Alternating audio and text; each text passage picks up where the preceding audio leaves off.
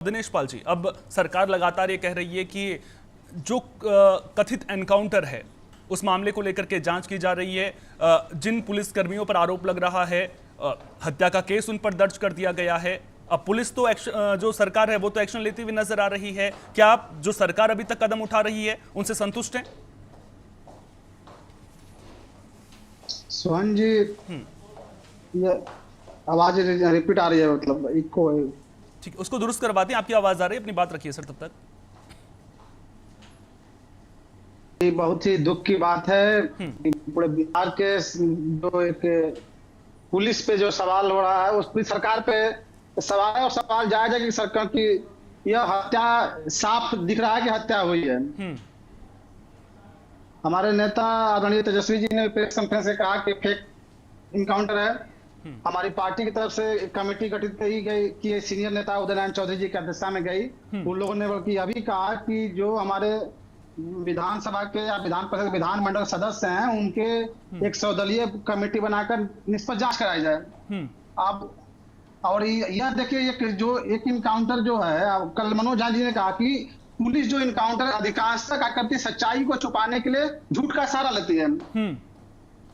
अगर भरत तिवारी का live video नहीं होता तो शायद सरकार भी नहीं मानती और सरकार के जो एनडीए के नेता हैं वो भी नहीं बोलते। लेकिन भरत तिवारी ने लाइव वीडियो किया जिसमें साफ दिख रहा है कि हथियार वो फेंक रहा है, समर्पण कर रहा है, उसके बाद उनकी हत्या की जा गई है। इससे पहले भी कई इनकाउंटर पे सवाल खड़ा किया, जैसे कि रामधनी यादव पे उनकी बहू ने कहा कि थाना के पीछे लेकर पुलिस मारी थी, उन्होंने सवाल किया था। तो जब से यह सरकार बनी है ताबड़तोड़, मतलब एक तरह से इनकाउंटर के नाम पे गोलियां चला जा रही है। और इन पुलिस को मनोबल हाई करने के लिए या भड़काने के लिए कोई छोटे पदाधिकारी नहीं बल्कि बिहार के मुख्यमंत्री बार बार मंचों से कह रहे हैं कि ठोक दो, जाति पूछ के ठोक दो। मतलब यह जो माहौल बना जिससे पुलिस ही अपने को न्यायालय समझने लगी। और इसके बाद कई इनकाउंटर हुआ, लेकिन एक इनकाउंटर ऐसा हुआ जिसमें कि वीडियो सामने आ गया।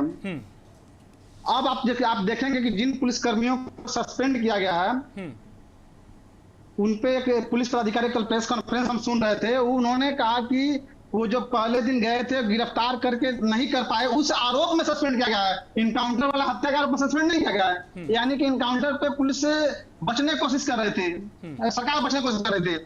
अब जो मुख्यमंत्री की तरफ से घोषणा हुआ कि न्यायिक आयोग, मतलब आयोग बनेगी या न्यायाधीश के नेतृत्व में जांच होगी, वो कल घोषणा हुई। अभी तक कमेटी गठित करने की कोई औपचारिक सूचना नहीं दिखी कि कौन जज है, कौन लोग कमेटी में है।